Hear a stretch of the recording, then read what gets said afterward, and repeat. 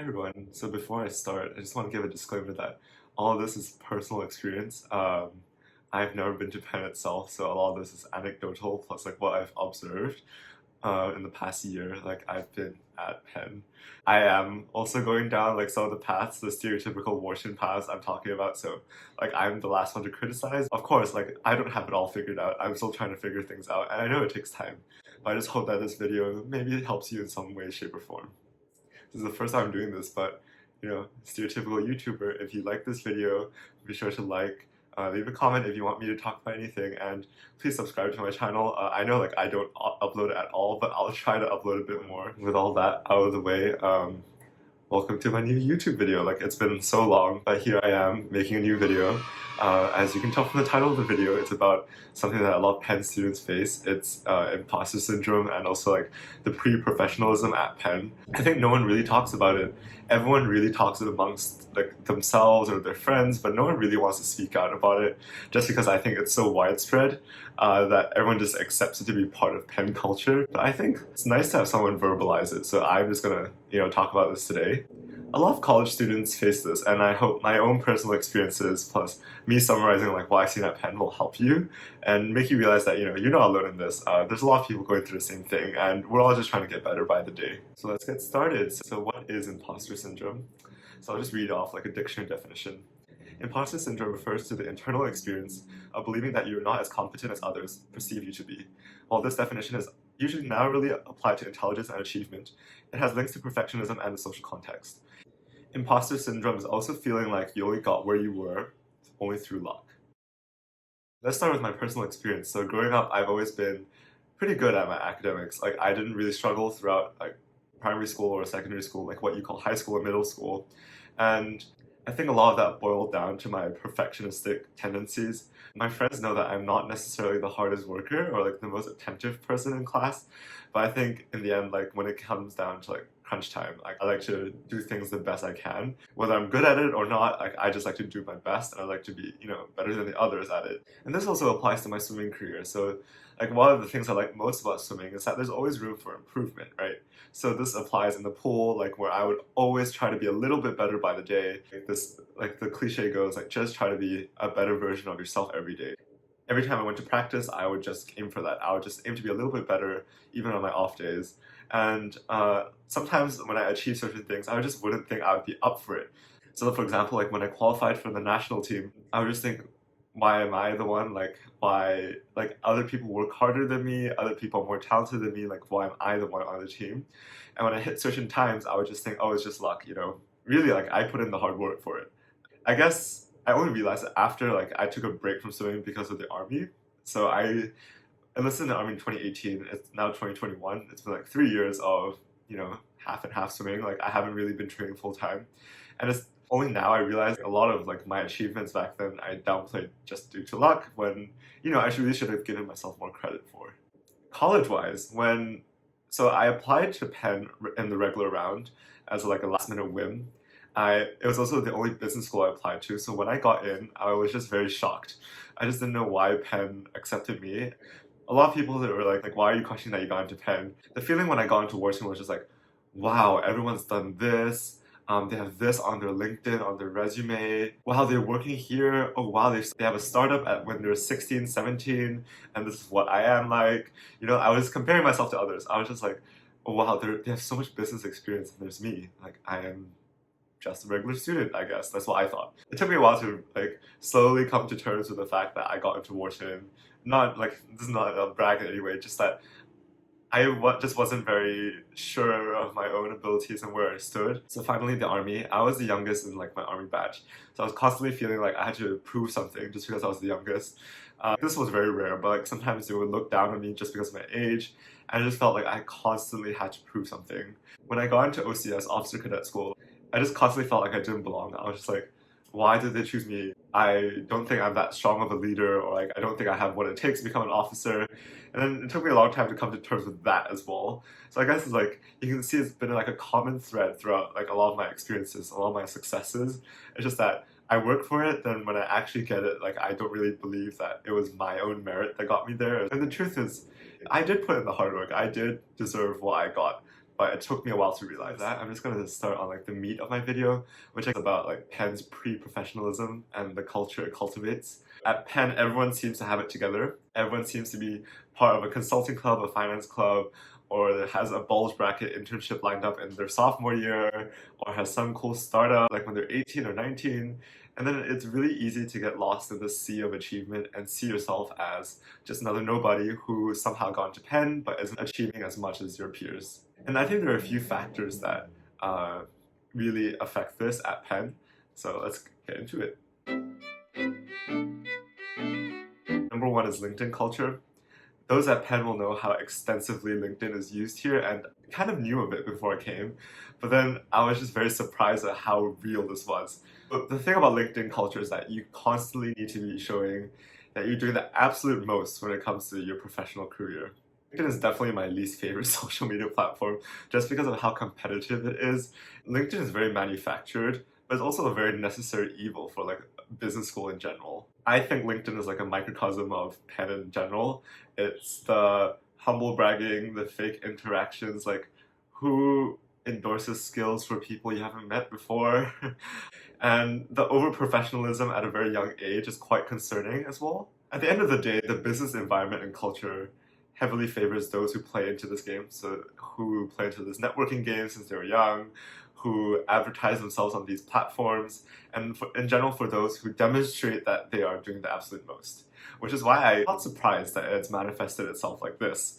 But again, it's just quite alarming to see how prevalent it is amongst the Penn undergrad population. Every time I log into LinkedIn, the first thing I always see is congratulate so-and-so for their incoming summer analyst position, or I'm delighted to announce that I have accepted a role at blah blah blah blah. Even if you say you're unaffected by seeing this on LinkedIn, seeing it day in day out every time you go on the platform is definitely detrimental to the way you see your own career path. Of course, I'm genuinely happy for my peers who get these amazing roles and like win these amazing competitions. But again, like I try not to go on LinkedIn too much because then I will just overly compare myself to them, even though I know that everyone has a different journey in their career. When people use LinkedIn this fervently, it bleeds into how they interact with their classmates and like the people around them in their everyday life.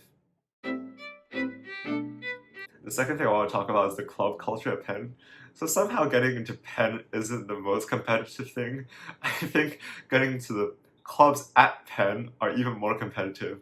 So these clubs are really just extracurricular clubs. They're supposed to be for you to find your interests, but they are extremely competitive to get in, especially the Wharton clubs. For context, like I didn't realize this in freshman fall, so I only applied to 3 business clubs, and I got into 2, a consulting club and a finance club. So these clubs have like proper applications. So this includes essay questions, resume drops, casing. For those of you who don't know what casing is basically answering a consulting case study. And imagine doing that as a freshman with no clue of what to expect. It was very intimidating. So of course, as a result of this, the people who get into the clubs are super smart, are super talented. But then it also manifests itself in like very significant stress for those who are applying. I know of people who applied to nearly 20 clubs in a semester, and I also know of people who got into like 6, 7, 8 clubs and like basically live their lives on Zoom with back-to-back-to-back meetings. This results in like college students like overextending themselves and constantly wondering if they're doing enough for their stage in life. And I feel like it's just a very toxic environment to be in where your worth is determined by the quantity of clubs or like the amount of work you can possibly squeeze into a day. I know like kind of hypocritical coming from me considering that I'm attending a business school, but I just don't think that joining 8 or 9 clubs in a semester determines your self-worth. I would much rather join 1 or 2 clubs, be genuinely passionate about them, and not overstuff my schedule. In no way, shape, or form attacking the clubs at Penn. They do really cool things. They organize cool events, they have cool competitions, they achieve crazy things. I just don't think the application process and the exclusivity around these clubs fosters a very healthy environment for a lot of kids to be in. The third point I want to talk about is like the main point. It's about the internship and career culture at Penn. People usually say that freshman year is a time for exploration and finding your interests, but I was very surprised to see the fabled pre-professionalism at Penn seep in at freshman year. Freshmen feel pressured to like join in the recruiting rush, the internship rush, at such a young stage in their college career that it was very shocking to me coming right out of the army. I was just thinking like, oh, freshman summer, like the summer after freshman year, I'm probably gonna go just relax. This is pre-COVID, of course. Just go relax, go travel, and maybe go get a part-time job as a swimming instructor or something to make some money. But then within 1 month of starting school at Penn virtually, I was hearing plans from my fellow classmates of working at investment bank, working at tech startups after their freshman year. I was very surprised. Where are these people getting these jobs from? Of course, like now I realize a lot of them are from previous connections.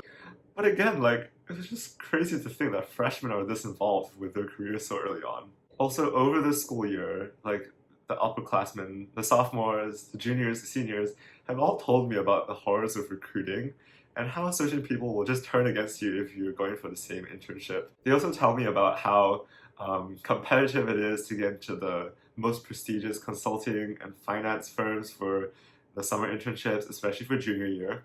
And I think Penn is definitely complicit in this. So Penn implicitly promotes this. I've told a few of my friends that I've noticed that, of course, the most heavily promoted speaker events and the most heavily promoted competitions are going to be the finance-related ones, the tech-related ones. And it doesn't take a genius to know that Wharton is the most well-supported out of all the undergraduate schools at Penn. And this heavy focus on Wharton basically manifests itself in a student population in the way that everyone just leans towards consulting or finance as the default career option, no matter what major or no matter what your actual interests are. My perspective on like the focus on sophomore and junior year internships is that yes, having relevant work experience and connections of course are great for your future career. And if you're sure on what you want to do in your career, go for it. Like I am all for people being sure on their career path and like chasing their dreams. But I just believe at the same time it is not the end all be all. If you don't know what you're doing, or if you don't know what you want to do in the future in your freshman or your sophomore year. This is coming from a freshman. I don't have everything figured out, but I just don't believe that it's the end of the world if you don't know what you want to do in your freshman spring or your sophomore fall. So how I worked around this was, on a personal level, I just asked myself why I was going for certain opportunities before I pursued them. So for example, if I applied to an internship, I would just ask myself, am I doing this for the clout, or am I doing this because I really want to learn about the industry and this is something I'm interested in? As cheesy as it sounds, I just ask myself, am I gonna get any personal growth out of this experience? Because I believe at the end of the day, like these experiences are for you and for no one else. If it doesn't serve you any fundamental purpose except for trying to prove a point to other people or trying to live up to what other people have done before you, it won't do you any good.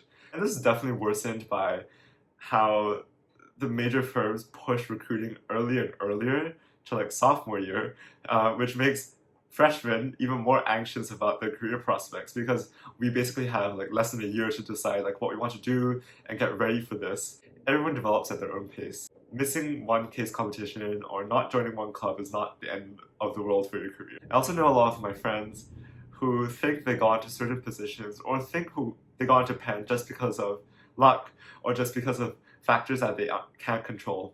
So for example, oh, I only got into Penn because I'm the token minority at Penn. And it's definitely very easy to think of this when Penn, although it is diverse, isn't necessarily the most diverse place on earth. And I just feel like it's human nature for us to compare ourselves with others, and we always search for reasons why things happen. And in Penn, everyone is like top of their graduating class, or like everyone has done something crazy before they even reach Penn, or some people are just very smart and talented in different areas. And because of this, it's only natural to feel like our own achievements don't measure up. Things like the applying to college subreddit made me feel like the only way to get into Wharton was to have a startup or to have this cool business idea before you even got to college, which looking back, it's just really funny. You're in high school. Colleges know you're in high school. Like you have to, of course you have to be a good student. Of course you have to have good extracurriculars, but no one's expecting you to like find the cure for cancer before you get to college. And at Penn itself, consulting and finance aren't the only career options. Pretty ironic considering that I'm going to like these fields in the future, but I rushed for business fraternity this semester, Phi Chi Theta, and it was so refreshing to talk to all the brothers who have all very, very differing career paths and who have such refreshing outlooks on their career and their time at Penn. A lot of the brothers I've talked to basically have spoke about how they've tried to stay in their own lane and pursue their own interests, which I feel like is such a valuable part of college. Like you only get these 4 years once to explore what you really want to do in life. And it'd be a shame if you decided to go into a career path that you didn't really like, but just went to because it seemed like the most prestigious thing to do. So I've rambled a lot about like what I've seen at Penn and like my own personal experiences. So how do we solve this? I think the problem I used to have was never really allowing the time for myself to settle with my achievements. So I think step one is just take a step back and admire or like soak in what you've achieved. And I also believe that celebrating events helps to crystallize them in your head and helps to recognize the journey you've been on in order to get to that point. So for example, if you celebrate the fact that you got into an Ivy League school, you'll realize that, oh, like I did work hard during high school. Oh, I did work hard to like get myself to this point. And the last thing is something I've touched upon on, but it's to ask yourself why you're applying or ask yourself why you're doing certain things with your career or like your internships, and also just to talk to as many people as possible. This helps to demystify the aura of invincibility a lot of these firms or school have. Often we have these picture-perfect images of what these companies or these schools are like, and upon delving deeper or upon talking to more people, you realize that it's really not the case. And a lot of the times you are more capable than you realize. When you talk to more people, you quickly realize that a lot of these things are within your reach, and it's just up to you to decide whether they're genuinely your interest or not. So that's about it for what I have to say about this. Of course, I could go on and on and on, but I don't want to bore you guys with career talk and like Penn culture, especially if you don't actually go to Penn. But I hope this video helps you. I hope that although like, again, as I said, I'm not giving like many ways to help. I just hope that hearing someone speak about it and hearing someone put this into words and into a video form will help you guys realize that other people are also going through this and you're not alone. College is a fun time, but it's also a tough time. And yeah, thanks for watching this far if you've gotten this far, and I'll see you in the next video.